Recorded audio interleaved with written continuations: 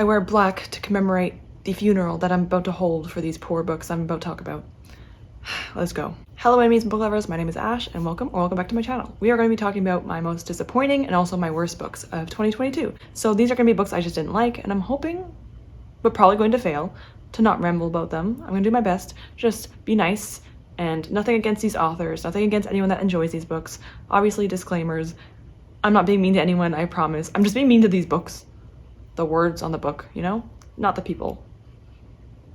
I don't think that works, does it? Oh shoot. I don't technically have an order, but I do have ones that I disliked a little bit less, and then had books I really just did not like and have feelings towards. So I'm going to be starting off with the books that I just kind of didn't like and talk about why. So the first one is Check Please. This one was one that I kind of just thought I would like because it's like a really simple, cute graphic novel. It's about a character who's like in this hockey league, and just him and his team kind of just getting to know each other and playing for the first times and, like, you know, building this team together. I don't even know, honestly. I don't remember much about it. All I know is I just did not like the art style. I didn't like how the main character looked like a child in comparison to his love interest. I'll put in the cards what videos these are from so you can hear more in depth as to why I didn't like it, and I have actual proof. I have like receipts. I actually put photos of the characters and as to why I didn't really like it. They also had the M word for like little people or people with dwarfism, and I know that's like a term in hockey. I actually looked it up and it is a term in hockey, but I think they're trying to stop that word from happening because obviously it's a very horrible term to use, and so I wasn't a huge fan of that word being used. I didn't mention it in my wrap-up video, but it was something that kind of bothered me. Even though it's a term in hockey, you didn't have to put that in your book, okay? It's a very rude term, so please don't use that word. Yeah, I just didn't love the art style. I thought it was a little bit choppy, the chapters. Just not really for me, that's all. All right, I got some like popular ones in this one, so buckle up. The next one is The Martian by Andy Weir. Yep, I've talked about this already, and I don't want to get too in-depth about it. I think that this book just didn't jive with me. The humor for me was just immature, and I understand it's about science and obviously space, and I think I'm just not smart enough for this book because as I was reading it, I just realized I'm not cut out to be an astronaut myself. I love astrology and the idea of like what's in the universe. Me and my boyfriend literally had a debate yesterday, not a debate, but like conversation about what's in the universe, what are black holes, how does everything work.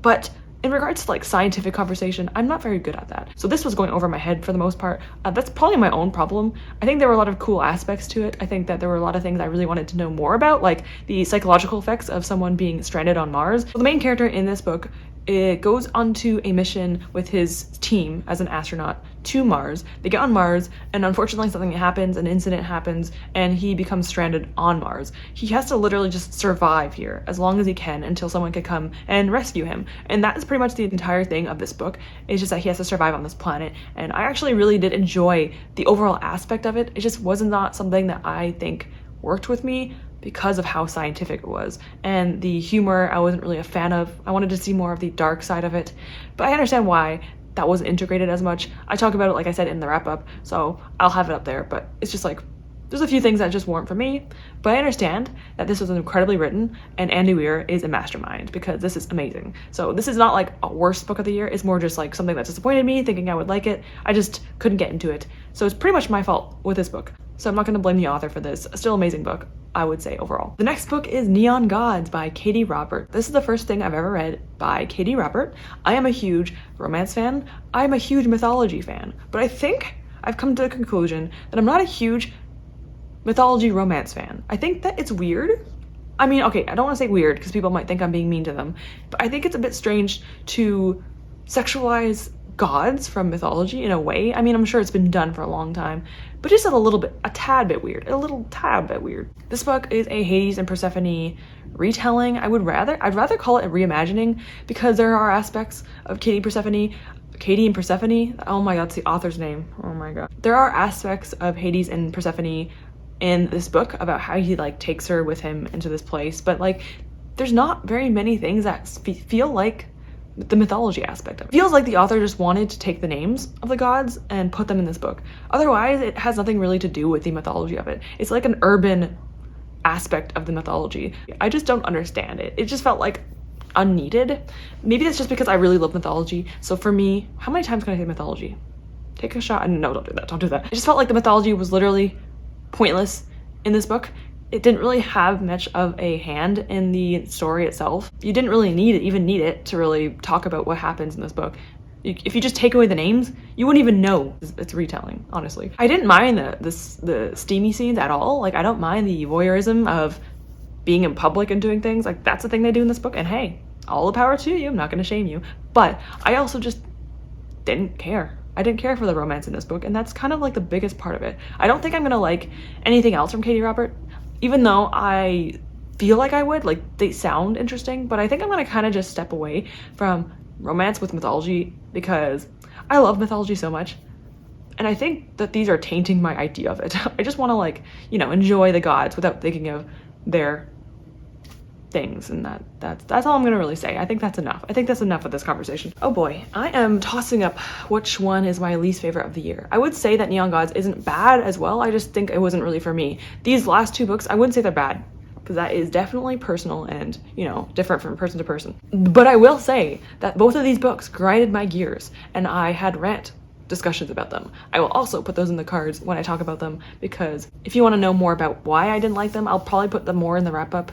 Otherwise, I'm going to try my best not to ramble too much, okay? I'll try. So for my second spot, I decided to choose Cursed Fates, which is the 5th book in the Zodiac Academy series. This is by Carolyn Peckman and Susan Valenti.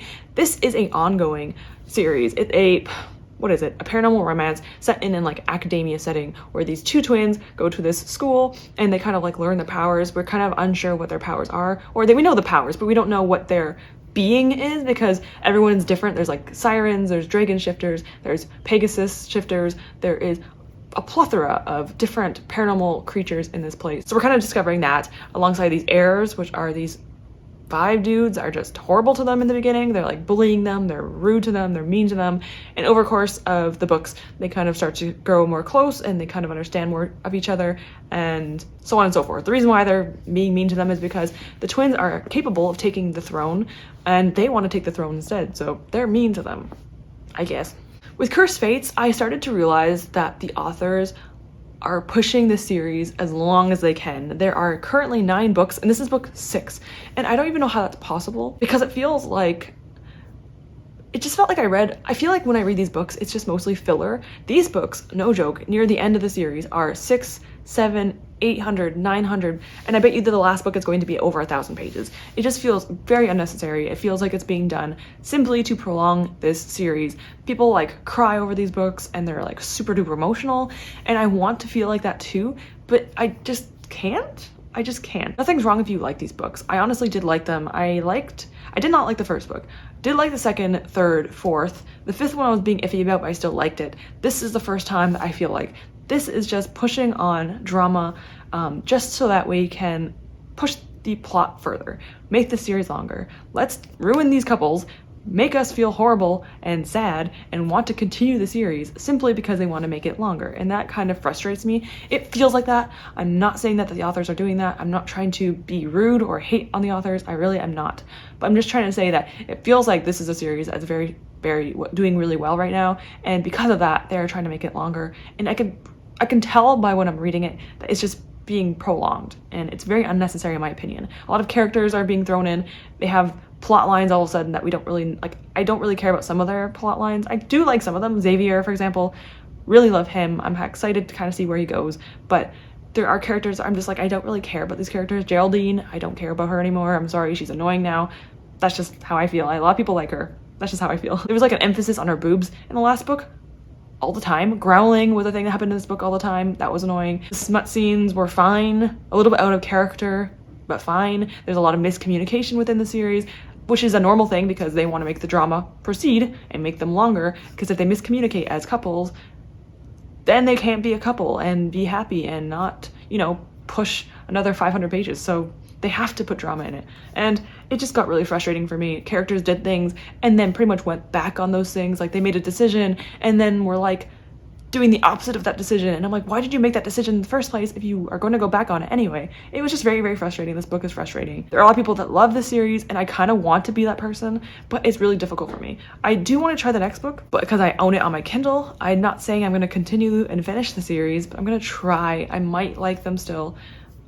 I'm hoping I could read it when I'm in a better headspace, because maybe if I'm just happier, I'll enjoy it more. When I was reading this, I was just annoyed by it the entire time. So maybe when I'm like, you know, more hopeful about it, I'll read it, and then maybe I'll like it again. Maybe it's just the 6th book. Fingers crossed. And if you're someone that's reading the 8th book and crying, I'm hoping I'll be there one day, and I'll be there with you, and I'll also be crying, because I want that. I want books to make me cry. But this book did not make me cry. I almost didn't even care about that character in the end.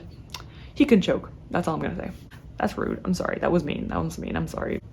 But he can choke. And my least favorite book of the year, not including like DNFs, although this is a DNF, but there are a lot of books I DNF'd this year, but I wouldn't say that they were like bad books. I just didn't like them. This book, I want to say it's bad, but I know people are not gonna like that because a lot of people do enjoy this series. And I honestly am apologizing to anyone that enjoys these books. I understand if you like them, nothing against you, that's fine. But I gotta choose this book. I have to do it. This is Barbarian Alien by Ruby Dixon. This is the 2nd book in the Ice Planet Barbarian series. Honestly, this book is bad, and that's just my opinion on it, okay? I've read so many books in my life. I've almost reached 500 books I've read in my entire life, and this book is not on my top, that's for sure. On the bottom. This book is on the bottom. This series is following these women that are abducted from Earth by these aliens, get on the ship, and then they are being transported somewhere, very bad place with these aliens, and then they crash land on this ice planet. The main character of the 1st book goes and tries to find help and finds these blue alien dudes, and then they start to do stuff together, okay? Some things, their first scene together was very, in my opinion, problematic because he did things to her while she was sleeping, but supposedly that was okay to the main character because he was attractive.